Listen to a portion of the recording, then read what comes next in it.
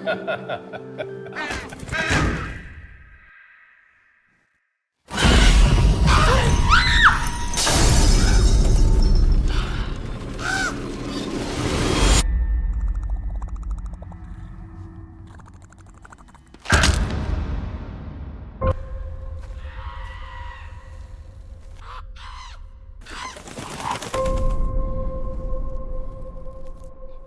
pidän susta huolta.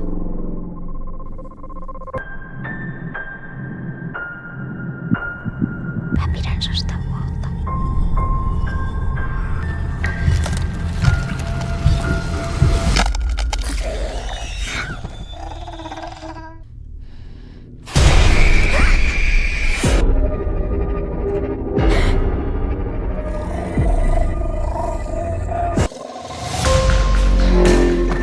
Ja uudestaan, ja uudestaan, ja uudestaan.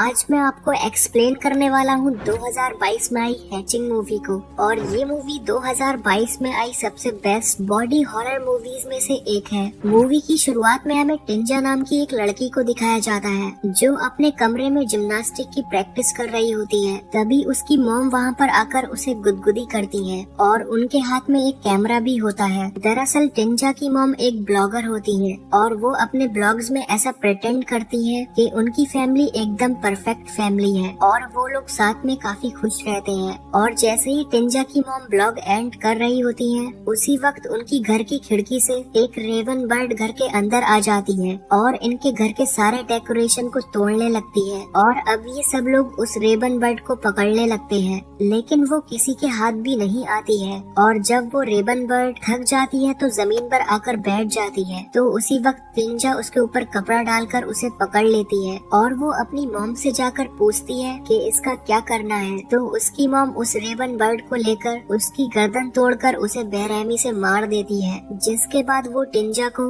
उस Raven bird को dustbin में फेंक कर आने के लिए कहती है, जिसे देखकर टिंजा को काफी बुरा लगता है। इसके बाद टिंजा उस बर्ड को डस्टबिन में डालकर आती है। टिंजा के जाने के बाद रेवन बर्ड थोड़ा सा मूवमेंट करती है, जिससे हमें पता चलता है कि वो रेवन बर्ड अभी भी जिंदा होती है। अब जब रात में टिंजा सो रही होती है तो उसे खिड़की के बाहर से एक आवाज सुनाई देती है और ये आवाज उसी रेवन बर्ड की होती है। और जब वो उस बर्ड को डस्टबिन में देखने के लिए जाती है तो वो वहाँ पर नहीं होती है। इसलिए टिंजा उस आवाज का पीछा करते हुए जंगल के अंदर चली जाती है, जहाँ पर उसे वही रेवन बर्ड जमीन में पड़ी हुई मिलती है और वो बहुत ज्यादा पेन में होती है, जिसे देखकर टिंजा को बहुत ही ज्यादा बुरा लगता है। तो टिंजा उसे एक पत्थर से मारकर उसे पेन से रिलीफ कर देती है और तभी उसे उसी रेवन बर्ड के घोंसले में एक अंडा रखा हुआ नजर आता है, जिसके लिए वो रेवन बर्ड यहाँ तक आई थी। टिंजा उस अंडे को उठाकर अपने साथ घर ले आती है और वो उस अंडे को गर्माहट देने के लिए अपने टेडी बेयर के नीचे उसे रख देती है। अगले दिन टिंजा जिम्नास्ट की प्रैक्टिस करने के लिए जाती है, लेकिन वो अच्छा परफॉर्म नहीं कर पाती है क्योंकि ये चीज भी उसकी मॉम ने ही उसके ऊपर थोपी थी। टिंजा अपनी लाइफ को एंजॉय करना चाहती है, लेकिन उसकी लाइफ उसकी मॉम कंट्रोल करती है और यहाँ तक कि घर की सारी चीजें उसकी मॉम ही कंट्रोल करती है। अब टिंजा घर आकर उस एग को जल्दी से चेक करती है, जो कि अब पहले से थोड़ा सा बड़ा हो गया था, और वो उसके अंदर के बर्ड की हार्ट बीट को सुनती है। फिर एक दिन टिंजा अपनी मॉम को उनके बॉयफ्रेंड के साथ रोमांस करते हुए देख लेती है। तो उसकी मॉम उसी रात में उसके पास समझाने के लिए उसे आती है और उसने जो आज देखा ये सब उन दोनों के बीच में ही रखने के लिए कहती है। मॉम के जाने के बाद जब टिंजा उस एग को चेक करती है तो अब वो एग पहले से काफी ज्यादा बड़ा हो गया होता है। तो वो इस एग को छुपाने के लिए टेडी बियर के अंदर रख देती है। अगले दिन जब टिंजा जिम्नास्ट के लिए जाती है तो उसकी मॉम भी उसके साथ आती है और उनको टिंजा पर पूरा भरोसा होता है। लेकिन टिंजा अच्छा परफॉर्म नहीं कर पाती है। उसकी पड़ोसी रीटा ने भी उसी स्कूल में एडमिशन लिया होता है, जो कि काफी ज्यादा अच्छा परफॉर्म करती है, जिसे देखकर टिंजा की मॉम टिंजा से अब और भी ज्यादा प्रैक्टिस करवाती है, जिससे कि टिंजा के हाथ पर छाले पड़ जाते हैं। इसके बाद जब रात में टिंजा उस एग को छू कर देखती है तो उस एग के अंदर से लाल कलर की रोशनी निकलती है और अब वो एग धीरे धीरे काफी ज्यादा बड़ा हो जाता है, जिसे हक कर कर टिंजा रोने लगती है और टिंजा के आंसू उस एग में ऑब्जॉर्ब होने लगते हैं। तभी वो एग टूटने लगता है, जिससे डरकर टिंजा कवर्ड में छुप जाती है और उस एग के अंदर से एक बर्ड जैसी दिखने वाली क्रिएचर बाहर आती है, जो कि साइज में एकदम इंसानों की तरह होती है, जिसे देखकर टिंजा शॉक्ड रह जाती है। टिंजा के डैड की आवाज सुनकर वो क्रिएचर विंडो तोड़कर बाहर भाग जाती है, जिससे कि उसे चोट भी लग जाती है। अब रात में फिर से वो क्रिएचर टिंजा के पास आती है, जिसे देखकर टिंजा काफी ज्यादा डर जाती है, लेकिन वो क्रिएचर टिंजा की नकल करने लगती है, जिसे देखकर टिंजा को समझ में आ जाता है कि वो क्रिएचर उसे अपनी माँ समझ रही है। टिंजा उस बर्ड को छूकर देखती है और उसे नहलाने के लिए बाथरूम में ले जाती है और अब वो इस क्रिएचर का नाम भी रखती है एली। टिंजा एली को अपने बेड के नीचे सुलाती है, लेकिन एली रोने लगती है तो टिंजा उसे लोरी गाकर सुनाती है, जिससे कि एली जल्दी सो जाती है। थोड़ी देर बाद में ही रीटा के डॉग के भौंकने की आवाज से टिंजा की नींद खराब हो जाती है, तो उसके मन में आता है कि वो रीटा के डॉग को जान से मार दे, जिसके बाद एली उस डॉग को जाकर मार देती है, जिससे कि हमें पता चलता है कि वो क्रिएचर और टिंजा एक दूसरे से कनेक्टेड है। अब एली उस डॉग की लाश को लाकर टिंजा के पास रख देती है,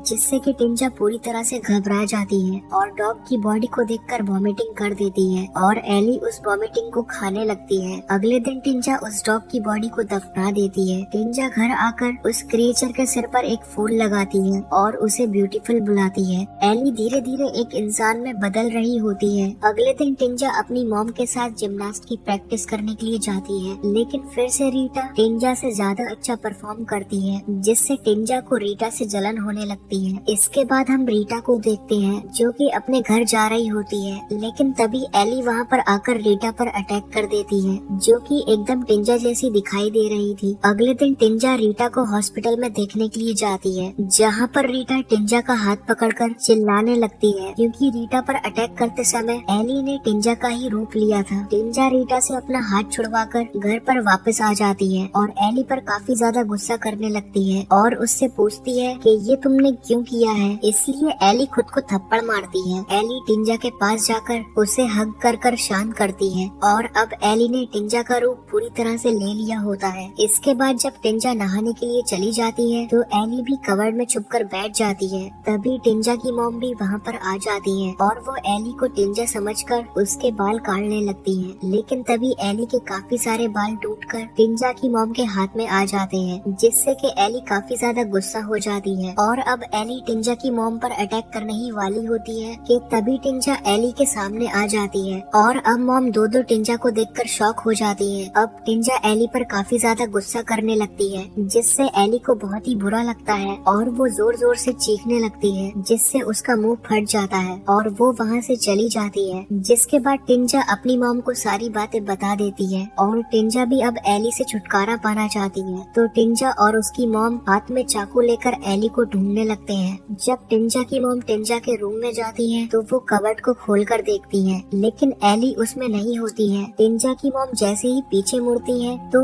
एली उन पर अटैक कर देती है, लेकिन उनके हाथ में चाकू होता है तो वो उसे एली के पैर पर मार देती है और अब टिंजा की मॉम एली को मारने ही वाली होती है कि तभी बीच में टिंजा आ जाती है और वो चाकू टिंजा को लग जाता है, जिसकी वजह से टिंजा मारी जाती है, जिसे देखकर टिंजा की मॉम रोने लगती है और टिंजा एली के ऊपर आकर गिरती है तो उसका खून एली के मुंह के अंदर चला जाता है, जिससे कि एली के घाव पूरी तरह से ठीक हो जाते हैं और अब वो पूरी तरह से टिंजा बन जाती है और वो टिंजा की मॉम को टिंजा की आवाज में मॉम कहकर बुलाती है। और इसी के साथ इस मूवी का यही एंड हो जाता है। दोस्तों, ये एक बॉडी हॉरर मूवी थी जिसमें हमने देखा कि टिंजा की मॉम कैसे पूरी दुनिया के सामने दिखावा करती थी और उसी दिखावे के चक्कर में अपनी बेटी की सारी खुशियों को कुचल रही थी, जिस वजह से टिंजा अंदर ही अंदर घुट रही थी और उसकी मॉम ने एक रेबन बर्ड को भी मार दिया था, जिसका अंडा टिंजा अपने घर ले आती है और जब वो उस अंडे को हक कर कर रोती है तो टिंजा की सारी फीलिंग्स उसके आंसू के जरिए किसी सुपर नेचुरल पावर की वजह से अपने अंदर सोख लेता है, जिस वजह से उस रेवन बर्ड का बच्चा बिल्कुल टिंजा की तरह बन जाता है। और जब लास्ट में टिंजा मर जाती है तो टिंजा का खून उस क्रिएचर के अंदर चला जाता है और वो बिल्कुल वैसा बन जाता है जैसे टिंजा की मॉम टिंजा को बनाना चाहती थी। Thanks for watching. Like, comment and subscribe. Hurry up.